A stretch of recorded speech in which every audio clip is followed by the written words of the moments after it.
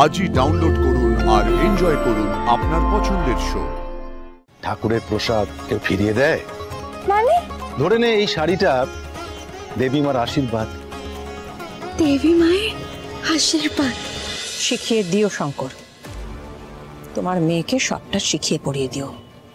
এটা গাঙ্গুলি বাড়ি, এই বাড়ির একটা নিজস্ব নিয়ম আছে, আদব কায়দা আছে। এই বাড়িতে থাকতে গেলে সেই আদব কায়দা নিয়ম মেনে থাকতে হবে।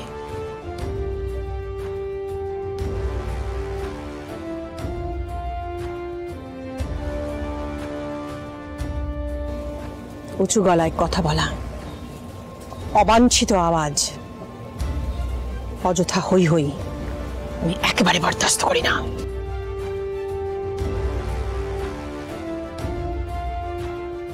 আর সব থেকে গুরুত্বপূর্ণ কথা, তোমার মেয়েকে বলে দেবে নাক না গলাতে। অযথা যেচে পড়ে কারোর সাহায্য করলে এই বাড়িতে পুরস্কার পাওয়া যায় না।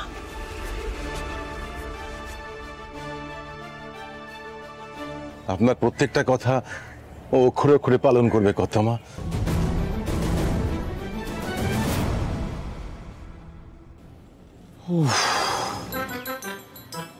ঝড়টা অন্য কারো প্রতি চলে গেল ভাইদা, নইলে আমার কপালে দুঃখ ছিল বল।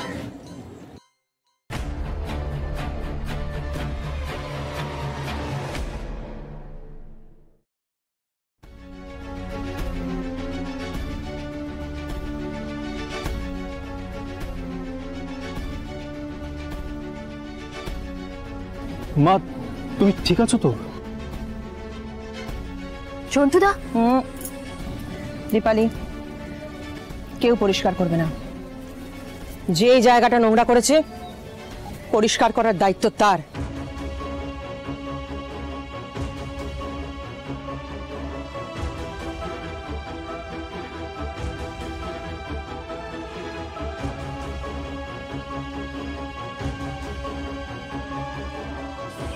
আর একটা কথা, কান খুলে শুনে রেখে দাও মেয়ে, যতদিন ইচ্ছে এ বাড়িতে থাকো তুমি, কিন্তু আজকের পর থেকে আর কোনোদিন যেন আমাকে তোমার মুখ না দেখতে হয়।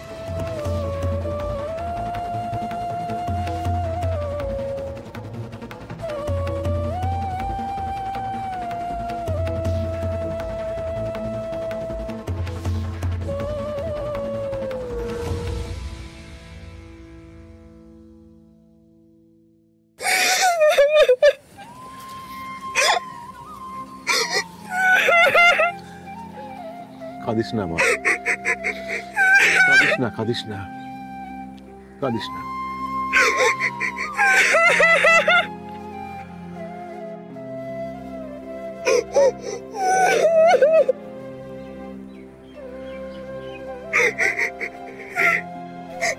চল মা, আয়।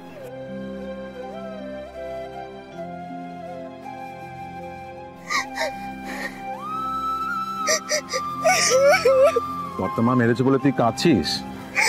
বোকা মেয়ে, কর্তামা তো গুরুজন, শাসন তো করবেই। কুসুম, কি হয়েছে আমাকে বল। দেখ, পেটে কথা চেপে রাখিস না, তুই তো জানিস কথা চেপে রাখলে তো মাথা ব্যথা করে। কি হয়েছে বল না আমাকে। বাবা, ছোট থেকে সবাই রূপকথা রাজা রানীর গল্প শুনে বড় হয়। আমি সেই ছোট থেকে তোমার কাছে দেবী মায়ের গল্প শুনে বড় হয়েছি। আমি আমার জীবনে দেবী মাকে ঈশ্বরের স্থান দিয়েছি। আমার শুধু একবার ইচ্ছে ছিল ওনার সঙ্গে দেখা করার, আর আজ ওনার সামনে আসতেই উনি আমায় মারলেন। আমার স্বপ্নের সাথে সাথে আমার ইচ্ছাটাও ভেঙে গেল বাবা, আমার মনটাও ভেঙে গেল। তুমি বলো বাবা, ঠাকুর কি কখনো তাদের ভক্তদের মারে? তাহলে দেবী বাবা কেন মারলেন? কেন? কাঁদিস না কুসুম, কাঁদিস না, কাঁদিস না মা, কাঁদিস। পান্তা, হাসিস না। দিদি কত কষ্ট পাচ্ছে বলতো? কি জোরে মেরেছে দিদিকে, দেখ গালটা টমেটোর মতো লাল হয়ে গেছে। দেখেছো বাবা, সব সময় আমায় খেপায়। ঘন্টো, দাঁড়া, দাঁড়া, দাঁড়া, আরে কি করছিস কি? এই দাঁড়া দাঁড়া, আস্তে আস্তে, চিৎকার চেঁচামেচি একদম করিস না কিন্তু, বলে দিচ্ছি। বর্তমান শুনতে পেলে রাগ করবে। ঠিক আছে, আমি ওকে দেখে দিচ্ছি। হ্যাঁ, এই ঘরে চো, ঘরে চো, আয় আয় আয়, ঘরে যা।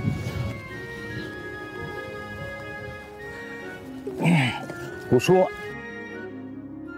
আরে দাঁড়িয়ে রইলি কেন? আবার কি হলো? ও বাবা, আমি কি সত্যি অনেক বড় ভুল করে ফেলেছি গো? জানিস মা, অনেক সময় মানুষ ভুল হয় না, ভুল হয় পরিস্থিতি। কর্তামার শাড়িটা আটকে গেছিল, তুই তো ভালো মন নিয়ে কর্তামাকে সাহায্য করতে গেছিলি, কিন্তু মাঝখান থেকে কি হলো? কর্তামার শাড়িটা ছিঁড়ে গেল। এতে তো তোর কোনো দোষ নেই। একদিন কর্তামা ঠিক বুঝবেন তোর উদ্দেশ্য ভুল ছিল না। কবে বুঝবেন? একটু সময় দে। জানিস কুসুম, কর্তামার কিন্তু জহুরির চোখ, খাঁটি হিরে চিনতে কর্তামা কখনো ভুল করেন না। দেখিস, একদিন কর্তামার মনে তুই ঠিক নিজের জায়গা করে নিতে পারবি। কিন্তু দেবীমার মন জয় করতে গেলে তো ওনার সামনে যেতে হবে।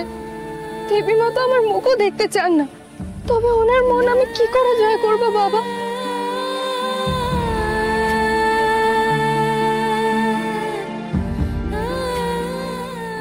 ঠিক আছে, আমি না হয় তোর হয়ে কর্তামার কাছে ক্ষমা চেয়ে নেবো। ঠিক আছে, কাঁদিস না, আয় আয় আয়, চল ঘন্টু আয়। যাতে খুঁত এসে যায় সেটা ইন্দ্রাণী গাঙ্গুলির বাতিলের তালিকায় চলে যায়, সেদিকে আর ইন্দ্রাণী গাঙ্গুলি ফিরেও তাকায় না।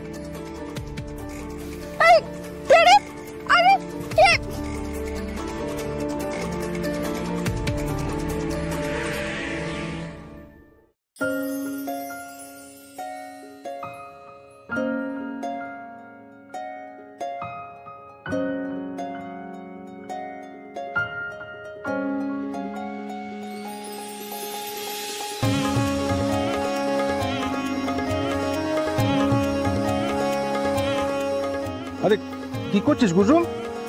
কুসুম কি করছিস? কি করছিস? বাবা, আমার জন্য দেবীমার এই শাড়িটা ছিঁড়ে গেছে না, এটা আমি সেলাই করে দেবীমাকে ফেরত দিয়ে দেব। একদম নতুনের মতন দেখতে লাগবে। দিদি, তুই তো দারুণ সেলাই করিস, সেলাই করে দে, দেবীমা খুব খুশি হবে। হ্যাঁ, বোকা মেয়ে, ঠাকুরের প্রসাদ কেউ ফিরিয়ে দেয়? মানে ধরে নে এই শাড়িটা দেবীমার আশীর্বাদ, তুই খুব যত্ন করে নিজের কাছে রেখে দে। হ্যাঁ, দ্বিতীয় আশীর্বাদ। প্রথম আশীর্বাদের চোটে তো গাল এখনো লাল হয়ে আছে। আস্তে আস্তে আস্তে আস্তে আস্তে, খুব বকবো কিন্তু এবার, সবসময় দিদিকে খেপানো না। হ্যাঁ, চল ঘরে, চল ঘরে, চল।